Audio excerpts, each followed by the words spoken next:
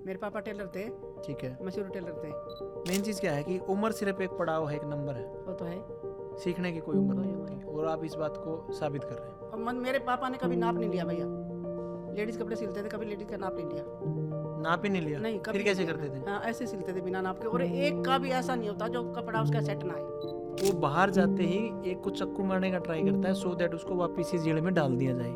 पहला क्राइम करता है वो, फिर भी उसको जेल नहीं होती, तो बाद में वो सुसाइड कर लेता है।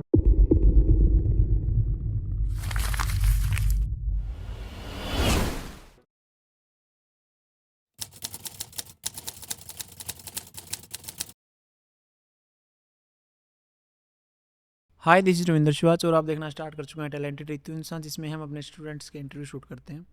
उसी कड़ी में एक और इंटरव्यू शूट करेंगे सोनीपत ब्रांच के हमारे स्टूडेंट का। और जो आप बैकग्राउंड देख भी पा रहे होगे कि आपको बदला बदला नज़र आ रहा होगा, ऐसा नहीं है कि हमारे पास ज़्यादा पैसे हो गए हैं तीसरे दिन हम बैकग्राउंड को चेंज कर रहे हैं। ये ऐसा इसलिए है कि हम सोनीपत ब्रांच पे बैठ के ही इस इंटरव्यू को शूट कर रहे हैं। तो मैं स्वागत करता हूँ इसमें one of the eldest student जो हमारे पास आए हैं आज तक सीखने, जिनकी उम्र बेसिकली एक ऐसे पड़ाव पे है जहाँ पे लोग रिटायरमेंट की बात करने शुरू कर देते हैं। तो उस उम्र में जो हमारी बहन है कमलेश, वो सीखने आई यहाँ पे, उनसे जानेंगे क्या वो सीख पाई, क्या वो अभी कर पा रही हैं, क्योंकि इनके बैच को ख़त्म हुए लगभग लगभग 50 दिन हो चुके हैं। जी दीदी, बताएं अपने बारे में कुछ। भैया यहाँ आके मेरे को बहुत फ़र्क पड़ा है। हम्म, जैसे मैं करती थी काम, जो मतलब अंदाजे से करती थी। मतलब आप यहाँ आने से पहले सिलाई का ही काम करते सिलाई थे? का ही काम करती थी। और लगभग कितना पैसे कमाते थे आप? वो तो उस हिसाब से पता नहीं, 10 भी कमा लेती थी, 5 भी, जिस हिसाब से मतलब काम इतना वो नहीं था। 5-10 हज़ार के बीच में हाँ, कमा रहे थे। और कितने साल से आप ये काम कर रहे हैं? 40 साल से भैया। 40 साल से? 40 साल से। मैं छोटी सी थी, मेरी 8वीं में पढ़ती थी, मेरी शादी हो गई थी। मेरे 8वीं पापा क्लास में? टेलर थे, मेरे पापा टेलर थे, ठीक है, मशहूर टेलर थे। ठीक है। तो सबके कपड़े सिलते, और तो मैं सिलवाती थी। मैंने कहा मेरे आप अच्छे नहीं सिलते, मैं खुद सिल लूँगी। हम्म। छोटी थी मैं। फिर मेरे पापा कहते इसके तो नखरे करते जाते कि शादी करते। अच्छा, मतलब हाँ, पेपर 8वीं में पेपर दिए मैंने, मेरी शादी कर दी। ठीक है, उसके बाद फिर आगे नहीं पढ़े आप? नहीं, क्योंकि उस टाइम पे तो महिलाओं को पढ़ाने का चलन भी नहीं था। नहीं भैया, मेरी फ्रेंड सारी पढ़ी है, मैं ही रहेगी एक। फिर आपको हो गया ऐसी बातें बोलती है यहाँ। नहीं, क्योंकि मेरी माँ को भी आप देखोगे ना, तो मेरी माँ ऐसे बोलती है, आपकी एज की है, कि ना हमें तो गोबर में ही रख दिया, गोबर उठा के लाओ, ये ना भैया करो देखो, वो करो। गोबर कभी उठवाया नहीं। वैसे राजर जे मायके में हो, ससुराल में हो। तो आप गांव में थे कि शहर में? हाँ, कमासपुर गाँव में। गांव में। गाँव में। पशु वगैरह नहीं रखते थे? नहीं, पशु नहीं रखते। मेरे पापा टेलर थे, रजवाड़े खानदान से। अच्छा, रजवाड़ा तो खानदान से हैं आप? हाँ, पर वो मतलब वो काम करते थे, पर उनका काम बहुत अच्छा था। हम्म, तो मेरे को कहते थे ना, बेटा मैं खाना खा लूँ, ये सिलाई लगा दो। मैंने कहा मैं नहीं करूँगी ये काम। कस्टमर तुम्हारे ऐसे सोने देते नहीं है, खाने देते नहीं है। सवेरे उठते हैं कस्टमर खड़े होते हैं, रात को सोते कस्टमर खड़े होते हैं, दोपहर को खाते हैं कस्टमर खड़े होते हैं। मैं तो नहीं करूँगी। सिलाई का काम मैं नहीं करूँगी, ऐसा मानते थे आप? मैं कहाँ करती भैया, 8वीं में बच्चा कितना होता है। मतलब आप ऐसा सोचते थे उस टाइम? हाँ, मेरी सोच ये थी मैं सिलाई का काम नहीं करूँगी। फिर कब स्टार्ट किया आपने काम करना ये? फिर उसके बाद बताया, मेरी शादी होगी। ठीक है। मेरे पापा ऐसे करते थे, रात को जैसे मतलब सारे सो जाते थे, हम्म। वो कटिंग करते थे। मेरे को कहते तेरे को 10 रुपये दूंगा, तो ना रात को सोइए मत, जितना मैं कटिंग करूँ। अच्छा, ताकि उनको नींद ना आए, ऐसा? हाँ, ठीक है। तो मैं अपनी चारपाई जैसे आप बैठे हो ऐसे बिछा लेती थी। हम्म।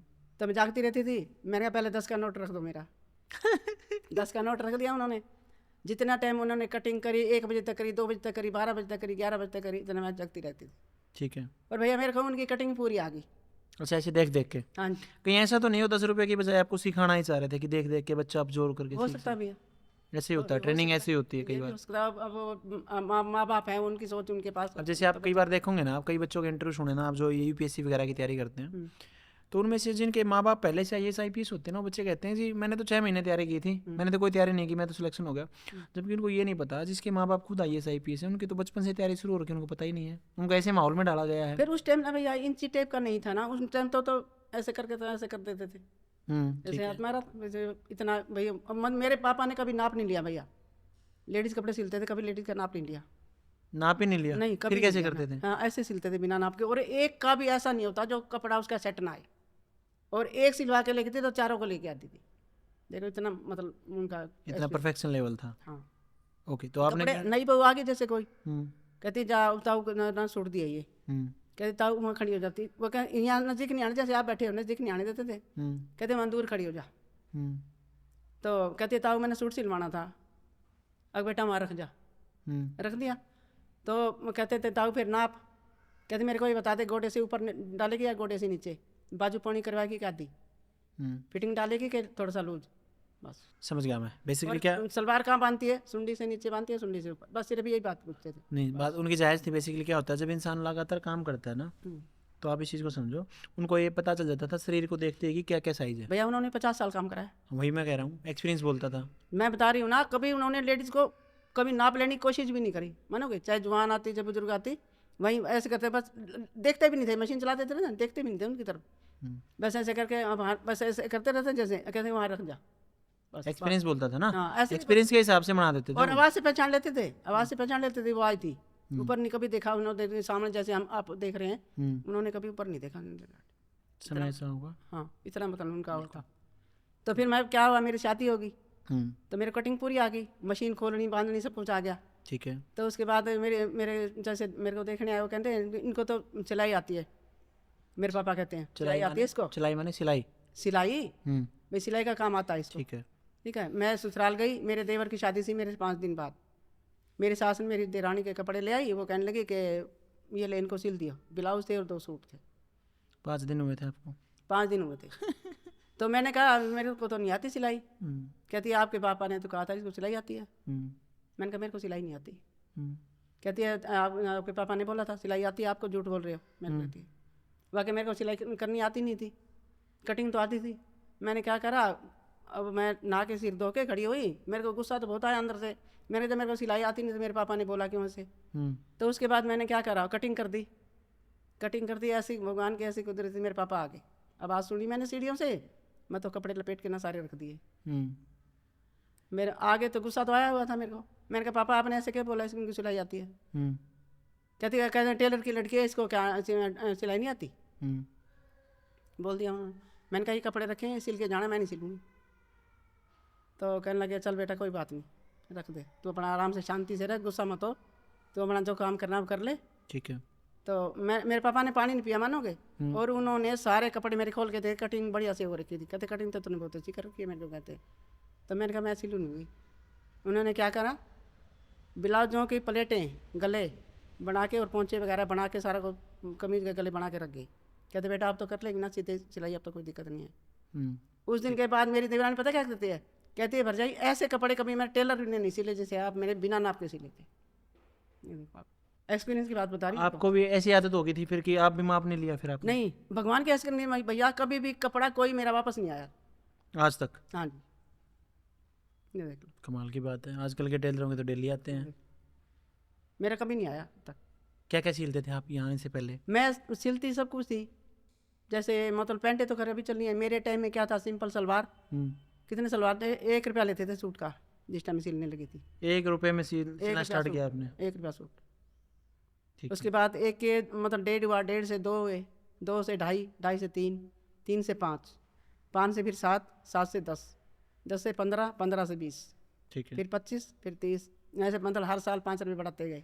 अब भैया 350 लेती हूँ। आप 350 लेते हैं 1 रुपये से स्टार्ट करके? हाँ जी। और मतलब जैसे मतलब इंची टेप का हिसाब नहीं आता था मेरे को। अब मैं इस हिसाब से सिलती थी मैं, जैसे मेरे को जैसे मेरे पापा सिलते थे। ठीक है। सूट सलवार ब्लाउज वगैरह आपको सब आता था? हाँ जी। अब 40 साल आपको सिलते भी हो गए। हाँ जी। कस्टमर सेटिस्फेक्शन लेवल आपका सही था? हाँ जी। उसके बावजूद आप क्यों आई यहाँ पे? मेरे को मतलब ऐसे मैं बहुत दिन से देख लेती थी मैडम को, फॉलो कर रखा था मैंने। कहाँ पे देखते थे? अपने फ़ोन में। मतलब कौन से प्लेटफॉर्म पे? इंस्टाग्राम, फेसबुक, कहाँ? मतलब दोनों चलाती हूँ मैं, इंस्टाग्राम भी फेसबुक। यूट्यूब पे भी देखा कभी? हाँ जी। तो आप देखते रहते थे? मैं देखती रहती थी। फिर मेरे साथ एक मेरी फ्रेंड थी, मैंने कहा चलें भिवाड़ी चले एक बार। कहती है तू पागल हो गई है। मैंने कहा मैं तो एक बार जाऊँगी, जो मर्जी हो जाए। तो कहने लगी दूर बहुत ज़्यादा है। फिर मैंने घर में बात करी। घर में बात करने तो मेरे मतलब जैसे हस्बैंड थे वो कहने लगे मतलब 3 महीने अच्छा नहीं लगता ऐसे तू बाहर जाएगी। तो रिश्तेदार भी मतलब मेरे को मानोगे भैया, मैं घर रही हूँ ससुराल में, मेरे को इधर वाला घर और इधर वाला कोई नहीं जानता था मेरे को, सिर्फ मेरे घर वाले जानते थे। इतने साल के बाद भी? हाँ जी। क्यों? मैं कभी गई नहीं बाहर। मेरे को अभी ये नहीं पता सोनीपत में हूँ इनको कितने साल हो गए। मेरी शादी को 46-47 साल हो गए। मेरे को रास्ते पता नहीं है, मैंने पहली बार देखा ये चुंगी, इधर मैं पहली बार आई। मतलब घर से बाहर निकलते ही नहीं थे आप? घर से काम कर रहे हैं? जरूरत ही नहीं होती थी, बस अपना काम, कस्टमर आया थे, कस्टमरों का नाप लिया और अपना सिलाई करी और घर का खाना बनाया और हस्बैंड मेरे जॉब थी गवर्नमेंट जॉब, तो वो अपना सवेरे चले जाते थे, बच्चे स्कूल चले जाते थे, अपने घर में सारा काम करके अपने बैठ जाते। ओके, ठीक है। तो अभी किसी ने ऐसा नहीं बोला रहा इस उम्र में तो रिटायरमेंट की टाइम होता है, काम आप भैया रेस्ट पता है करो। मेरे बच्चे क्या बोलते हैं, छोड़ दो अब। मैंने कहा मैं नहीं छोड़ूंगी, भैया ने कहा जब तक शरीर से चलता है चलाओ शरीर को, अभी छोड़ना नहीं है। इससे चाहिए दीदी, आप इस चीज़ को मान के चलो, आप एक मूवी देखना कभी, द शशांक रिडेम्पशन करके एक मूवी है, उसमें क्या दिखाया गया, उसमें ये दिखाया गया एक स्टोरी है, उसमें एक जो कैदी होता है ना, हाँ जी, वो बहुत सालों से कैद में है, 40-50 साल से, ठीक है, और जो कैद में रहता है तो उसको उसके अच्छे व्यवहार के कारण उसको छोड़ दिया जाता है। वो बाहर जाते ही एक को चक्कू मारने का ट्राई करता है सो दैट उसको वापस ही जेल में डाल दिया जाए, पहला क्राइम करता है वो, फिर भी उसको जेल नहीं होती तो और बाद में वो सुसाइड कर लेता है, क्योंकि जो जेल थी ना वो जेल नहीं थी उसके लिए उसका जीवन बन चुका था। अब मान के चलो आपको 40 साल हो गए काम करते हुए, सही सही बताना, हाँ जी, अब जो आप काम करते हो अपने शौक के लिए करते हो कि पैसे के लिए करते हो? शौक के लिए भी। शौक के लिए ना, क्योंकि ये आपके लिए काम नहीं आपका जीवन बन चुका है अब। क्योंकि जब एक काम हम लगातार मान के चलो 8 साल से ज़्यादा भी कोई काम कर देते हैं ना, तो वो जीवन की श्रेणी में आ जाएगा, उसको हम छोड़ नहीं सकते, बहुत मुश्किल हो जाएगा हमारे ये तो लिए। है ही। तो आपके बच्चों को ये समझाओ कि अगर मैंने ये काम छोड़ दिया तो उस दिन मैं बैठ जाऊंगा बिल्कुल। मैं कहती नहीं, मैं ये भी नहीं कहती, मैं तो एक बात कहती हूँ उनको, मैंने कहा जब तक मेरे शरीर चलेगा हम्म जब तक मैं करूँगी। पोते बोलते हैं मेरे हम्म कि दादी अब आप भगवान का नाम लो, हम्म किस लिए सिर में दर्द कर रखा खाऊं खा। मैंने कहा तुम्हारे सिर में दर्द होता है ना तब बाहर बैठ जाओ, मैं तब करूँगी भैया। बिल्कुल, काम बेसिकली काम नहीं रहता, जीवन बन जाता है, मेरा मैंने ऐसा देखा भी है टाइम बहुत पास हो जाता है, किसी से ज़्यादा तो मैं रखने की जरूरत नहीं होती। तो मैं यही चुगली करने से अच्छा बस है अपना बात काम करें और खुद मेरी में तो एंजॉय करें। वैसे भैया मेरी आदत नहीं, क्योंकि मैं रही नहीं कभी बाहर से, मेरी इतनी फ्रेंड भी नहीं है इतनी, ना मैं किसी के घर जाती कभी। ठीक है, तो जो आपके पास कस्टमर आते थे भी काम करवाने के लिए, हाँ जी, उन्होंने नहीं बोला कि आंटी कहाँ जा रहे हो, इतनी उम्र में आपको सब तो आता है ये वो उनको मैं टाइम देती हूँ, फ़ोन आते हैं मेरे पास, अब भी टाइम दे, हाँ टाइम दे देती हूँ मैं। 3 महीने आपने मतलब काम फिर भी जारी रखा है आने के हाँ जी, साथ? मतलब ऐसे करती थी कम, मतलब थोड़ा सा कर दिया था, उनको बोल देती थी मैं जो मेरे पक्के कस्टमर है ना, तो उनको तो मैंने बता रखा था मैं सही। जब आप फेयरवेल पे आए थे, हाँ जी, और मुझे याद है जब आप स्टेज से उतर के आए थे तो मैं पीछे उसके वहाँ खड़ा था, मैंने कहा रहा दीदी वाह दीदी वाह, तो कैसा फील हो रहा था उस दिन? बहुत अच्छा भैया, बहुत मेरे को बहुत अच्छा लगा आपने मेरे को मतलब इतनी एज में मैं तो आपको घर बैठ के ही बहुत याद करती हूँ बहुत वो कर, मेरे को आपकी बातें बहुत याद आती हैं, सही बताऊँ बात। तो मतलब मान के चलो आप कितने लोगों के लिए रोल मॉडल हो गए, आप समझो कि अब जैसे इंटरव्यू भी जाएगा ना, हाँ जी, तो उससे ज़्यादा नहीं ना तो कम से कम भी 5 से 10 हज़ार महिलाएं समझेंगी जो एक एज ग्रुप को पार कर चुकी हैं कि हम भी कर सकते हैं कुछ। हाँ जी, सिर्फ ऐसा नहीं कि भाई बैठ के रहे, उम्र हो गई है। अभी मैं घासी ब्रांच पे गया, गुड़िया कह रही कि जी देखना मेरा बच्चा क्या करेगा, मैं उसको कैसे समझाती हूँ। मैं बोला कितनी एज है तेरी? कह रही 30 साल। तेरा बच्चा कितने साल का? बोला 3 साल। भैया आप तो एक बात बताओ, अब तो मतलब 25 से 30 साल में तो शादी होती है। हाँ नॉर्मल है, मेरी शादी हुई मैं जब 8वीं 14 साल की थी मैं, ठीक बात है, मार्च में मैंने पेपर दिए थे, अप्रैल में मेरी शादी हो गई थी, ठीक बात और है। साल के बाद मेरा बेटा हो गया, तब तो मेरी क्या एज होगी, 15 साल की उम्र में बच्चा हो गया। बताओ। तो इस चक्कर में मेरे पापा मतलब वो करते थे, गुस्सा करते थे, कहते काम मत करा कर तुम, तो बच्चे को संभालेगी काम करेगी। मेरी मम्मी गुस्सा होती थी, कहते काम नहीं करने देते इसको, कहते काम नहीं करेगी, बच्चे को पढ़ाया तू, बच्चे को संभाल ले, बच्चे को संभालेगी काम करेगी। मेरी सास को कहते थे ये बात। पहले बहुत था चाइल्ड मैरिज का नहीं चलन मेरी ना? सास बहुत अच्छी थी भैया, मैं नहीं झूठ मैं वो नहीं कह रहा, हाँ छोटे बच्चों की शादी करना पहले चलन बहुत ज्यादा हाँ, था। मेरी सास भी बहुत अच्छी थी, मेरे हस्बैंड भी बहुत अच्छे थे, मैं काम का झूठ बोलूँ ऐसे, बहुत अच्छा परिवार था। मतलब बच्चे के साथ मेरे को कभी दिक्कत नहीं हुई, छोटी बेशक थी मैं, पर मेरा उन्हें पूरा सपोर्ट कराया उन्होंने। मैं सिलाई करती थी जैसे, मेरी सास कहती थी, कोई कहती है सास ऐसे कहती है मत करा कर इतना काम, मर जाएगी काम कर करके, थोड़ी देर बैठ भी लिया कर, आराम कर लिया कर, थोड़ी देर सो जा कर दोपहर को। कोई सास बोलेगी ऐसे? पर मेरी सास बोलती थी भैया, खाने के लिए बोलती थी, कहती खाया कर, खाएगी तो कमाएगी, नहीं मेरी दादी ऐसा बोलती थी सेम, हाँ जी, खाओगे तो कमाओगे। मेरी सास बहुत बढ़िया थी। ऐसे सर्दियाँ लगती थी, पंजीरी बनाती थी ना, मेरे बच्चे मजाक करते थे, उनको थोड़ी सी कटोरी में डाल के देती थी, मेरे को कटोरी भर के देती थी, गिलास भर के दूध का दे दिया। वो मेरा छोटा बेटा वो मजाक किया था, कहता था अम्मा ये आप अच्छा करते हो, मम्मी को तो इतना दे रहे हो, मैं आधा अपनी मम्मी का खा के जाऊँगा, रास्ते में छोड़ के जाऊँगा, पूरा लेके जाऊँगा मैं, पूरा नहीं लेके जाऊँगा मैं, आधा खा के जाऊँगा बैठ के। ओके, मम्मी क्यों ज़्यादा खाए। आपके बच्चे क्या करते हैं अभी? मेरा बड़ा तो होलसेल का काम करता है, होलसेल किस चीज़ में? ये होजरी का।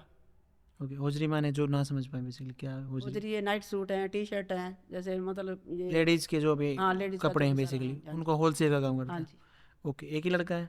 नहीं 2 हैं, 2 बेटे एक बेटी है, अच्छा, वो क्या बेटी करते टीचर है, ठीक है। और बेटा अपना उधर काम, अपना ही काम है उसका भी, ओके, खुद का काम करते हैं। ओके, आपके हस्बैंड क्या करते हैं अभी? गवर्नमेंट जॉब थी उनकी तो रिटायरमेंट हो गए? रिटायरमेंट लाइफ को एंजॉय करते हैं, सुबह चाय के साथ अखबार? ना ना ना ना, वो ऐसे नहीं है भैया। तो कुछ काम करते हैं उसके बहुत बाद? अच्छे, नहीं नहीं ऐसे नहीं है। चाय नहीं पीते? ना, तो मैं तो जितनी भी उनकी तारीफ करूँ ना उतने। उतनी कम है? हाँ जी। आजकल मिलते हैं ऐसे? नहीं जी, नहीं मिलेंगे। नहीं मिलेंगे, सच बात है, मैं नहीं मिलेंगे। क्योंकि बहुत लंबा रिलेशनशिप आपका रहा है, और आजकल के जो रिश्ते हैं ना उनमें एक बड़ी भारी समस्या है सोशल मीडिया। भैया सबसे बीमारी ना फ़ोन है। हाँ, वही मैं कह रहा हूँ, फ़ोन है। ये इतनी भारी बीमारी है जिसका अंत नहीं है। मतलब नहीं तो पहले आप देखो, पहले के जीवन में कितनी शांति थी। हाँ जी। जो आपकी जनरेशन है और जो हमारी जनरेशन है उसमें भी तो कितना गैप है। जो आज बच्चे 18-20 साल के हैं वो तो आउट ऑफ रेंज है, सारी कहानी आउट ऑफ रेंज है। ओके, तो यहाँ से जाने के बाद दीदी कुछ आपका जो आप पैसा कमा रहे थे उसमें कुछ सुधार हुआ कि नहीं हुआ? भैया सुधार तो हुआ है, पर लेकिन मतलब वो अब ये सारे मतलब ये आगे ना पैंट वगैरह जैसे मैडम बताती हैं, ठीक है। इंची टेप के हिसाब से कर लेते हैं जैसे, तो पहले नहीं करते थे यही।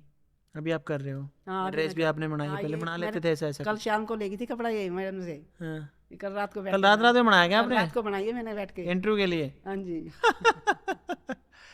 ओके, यहाँ आने से पहले बना लेते थे लहंगे वगैरह? नहीं थी पहले नहीं? नहीं, ओके। लहंगे नहीं बनाती थी। तो अभी आपको क्या लगता है कि अब आप प्रॉपरली सीख भी गए हैं और आप इंची टेप से भी सीख गए, सब चीज़ जो आजकल के बच्चे सीख रहे हैं वही आप सीख गए हो, तो अब कितने आप कुछ लगता है कि मैं कुछ कितना कमा पाऊंगी, या सिर्फ शौक के लिए आपको जारी रखना है ये काम आपका? नहीं कमाएंगे, वो तो वही बात है भैया, जो मिलना है वो तो मुकद्दर का मिलना ही है। क्या लगता है आप कितने पे पहुंच जाएंगे आप? पहुंचने में तो 50 तक पहुंचे, लाख तक पहुंचे, वो जब टाइम बताएगा, वो तो टाइम बताएगा। ओके, कोशिश तो पूरी करेंगे। आप कभी भिवानी हेड ऑफिस आए हैं? नहीं भैया, नहीं आ पाए थे क्योंकि आपके पति ने मना कर दिया, 3 महीने नहीं जा पाएंगे। ओके, तो जब आप एडमिशन लेने के लिए यहाँ पे आए पहली बार सोनीपत ब्रांच पे, पहले दिन कैसा फील हुआ था आपको? हमारे को मतलब पहले दिन ऐसा फील हुआ था कि जैसे हम ये चीज़ तो हमको आती है। पहले वाले दिन जो पहली क्लास चली, हाँ कि कहाँ फंस गए इनके मशीन से? नहीं ऐसे नहीं आया भैया, फंस के नहीं आया। कैसे कहते ये चीज़ तो हमारे को आती है। ठीक है। जब मैडम ने आर्मोल की क्लास ली ना, शोल्डर आर्मोल की, उस टाइम थोड़ा सा हमारे को थोड़ा लगा भी हाँ भाई कुछ सिखाएंगे। हाँ, कुछ सीखने की चीज़ है। ओके, तो जब शुरुआत में आप आए तो दीदी जो छोटे बच्चे भी होंगे आपकी ब्रांच पे, अपने यहाँ तो 16 साल से शुरू हो जाते हैं बच्चे आने, तो वो ऐसे नहीं देख रहे होंगे अरे ये क्या सीखने आई है, ये क्या सीख के जाएगी आप? देखते आप फेयरवेल में ही कह रहे थे, कहते आप भी सीख रहे हो। मैंने कहा मेरे को कहा, मेरे में दिमाग नहीं है क्या सीखने। नहीं, जनरली ऐसा माना जाता है ना कि इस एज में आके नहीं सीखते। मतलब अभी हमारे भिवानी ब्रांच में भी है, मैं वो फिल्म का भी इंटरव्यू शूट करूँगा, वो आपसे भी एज्ड हैं। कल परसों उनसे मिला तो कह रही भैया मैं आपको भैया नहीं कहूँगी, आपसे बड़े बड़े मेरे बेटे, मैं आपको बेटा कहा करूँगा आगे से। मैं ठीक है कोई बात नहीं।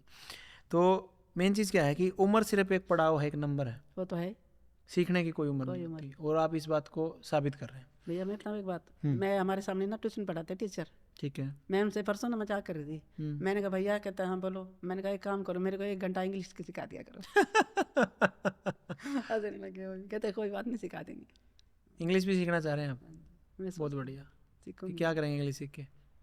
भैया ये फ़ोन चलाने में बार बार कभी वर्षा मैडम को बोलती हूँ, कभी रीतू मैडम को बोलती हूँ, मैं मैडम बताना बताओ। अब मैं घर चली जाऊँगा, मेरे कौन बताएगा बताओ।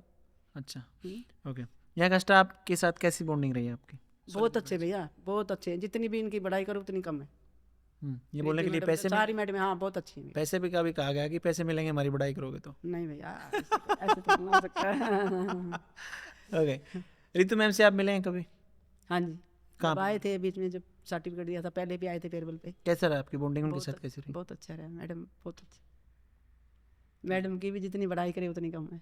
नहीं, सोनीपत ब्रांच एक्चुअल में, आप सोनीपत ब्रांच पे देखेंगे तो मतलब वही आप वाली बात है, ज़्यादा बोर बढ़ाई की बात नहीं, एक्चुअल में स्टाफ बहुत बढ़िया नहीं, बहुत अच्छा है भैया, बच्चे भी यहाँ पे बहुत बढ़िया हैं। आप समझो मतलब हमारी 21 ब्रांचेज हैं, तो मान के चलो जो टॉप में 1-2 ब्रांचेज पे रखूंगा ना माहौल को पॉजिटिविटी में, तो सोनीपत का पहला है, दूसरा नंबर। नहीं बता रही हूँ, बहुत अच्छी मैडम, सारी बहुत अच्छी। जैसा आपने कहा कि आप रितु मैम को सोशल मीडिया पे देखते थे, आप इंस्टाग्राम वगैरह चलाते हैं? हाँ जी। आपकी आईडी है वहाँ पे, कुछ करते भी हैं, कुछ डालते हैं वहाँ पे? क्यों डालते? डालना नहीं बताया, चलाना बताया था इन्होंने, डालना बताते तो मैं तो क्लिप बना के वीडियो डाल देती। ये बेसिकली यहाँ के ब्रांच ओनर की बात कर रहे हैं, रितु मलिक की, जिन्होंने सिर्फ आपको चलाना सिखा दिया, डालना नहीं बताया। उन्होंने मैसेज पढ़ने सिखाए, वर्षा मैडम ने मेरे को। अच्छा, ठीक है। और इन्होंने मेरे को इंस्टाग्राम चलाना सिखाया, और एक मैडम ने मेरे को क्लास चलानी सिखाई। अच्छा, देख लो अब देखो स्टाफ कितना सपोर्टिव है, आप बताओ पहले, और इससे सपोर्टिव क्या होगा बताओ। आपका घर कहाँ पड़ता है सोनीपत में? बेसिकली आप कहाँ से काम कर रहे हैं अभी? सेक्टर 15। सेक्टर 15 से आप काम कर रहे हैं, ओके।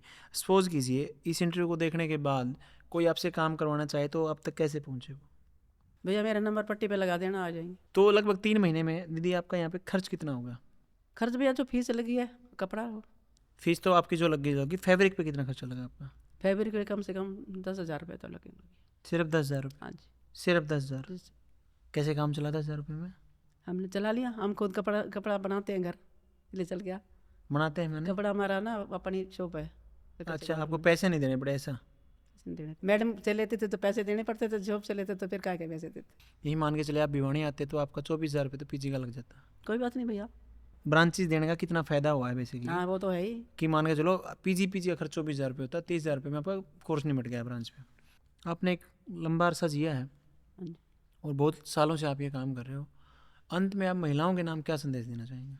मैं तो महिलाओं के लिए ये संदेश दूंगी कि कोई कुछ ना कुछ करते रहना चाहिए, किसी के हाथ फैलाने की जरूरत नहीं होती। अपना जितना भी हो सके काम करते रहना चाहिए। कुछ काम करना चाहिए, सेल्फ डिपेंड होना चाहिए। क्योंकि अगर आप ध्यान से इनकी बातों को आपने सुना होगा तो दीदी के हस्बैंड जो है सरकारी जॉब करते थे, ये भी आराम से घर पे बैठ सकते थे। सही बात है दीदी। और बहुत मतलब मान के चलो ये 40 साल से जो कह रही काम कर रहे थे, इसका मतलब सन 1985 से ये काम कर रही थी, जब महिलाओं को काम करने की आज़ादी इतनी नहीं थी, तब भी ये अपने घर से ही काम कर रही थी और अपने लिए इन्होंने फुली पैसा खुद ही कमाया होगा। और ऐसा एटीट्यूड तभी आता है बेसिकली जब इंसान अपने लिए खुद कमाता है, दूसरे के सामने हाथ नहीं फैलाता। हमारा भी लगातार टैलेंटेड यूथ इंसान इंस्टीट्यूट का ये संदेश है बेसिकली। अब तो हम इसको इंस्टीट्यूट नहीं, हम कहेंगे टैलेंटेड यूथ इंसान सोशल मूवमेंट है जो महिलाओं को आत्मनिर्भर बनाने के लिए लगातार कार्य कर रहा है। तो आप भी इस मुहिम से जुड़ें। और ऐसा नहीं कि आप हमसे सिलाई सीखने आएँ या ऐसा, ये कोई प्रोपगेंडा नहीं है। मेन चीज़ हमारा ये है कि महिलाएं आत्मनिर्भर बने, किसी भी फील्ड में बने। सिलाई सीखें, कढ़ाई बुनाई कुछ भी सीखें, सैलून का सीखें, कंप्यूटर सीखें, वो चाहे एयरफोर्स में पायलट लगें, लेकिन वो खड़े ही हों अपने पैरों पे। ऐसा नहीं कि आज वो अपने पिता के पैसों के दम पे कमा खा रही हैं, कुछ भी कर रही हैं, फिर पति कमा रहा, नहीं, ऐसा नहीं। एक समय के बाद आपको फील होगा आज आप एक इंडिविजुअल ह्यूमन बीइंग थे और आपको खुद का पैसा खुद अगर आप कमा के जिस दिन यूज़ करेंगे ना, आपको जो फीलिंग आएगी ना, उसका दुनिया में शायद कोई मुकाबला नहीं है। सही कह रहा हूँ दीदी? ओके, तो इन्हीं बातों के साथ इस इंटरव्यू को हम समाप्ति की ओर लेके जाएंगे। मिलते हैं आपसे नेक्स्ट इंटरव्यू में, तब तक के लिए देखते रहिए टैलेंटेड यूथ इंसान। Thank you.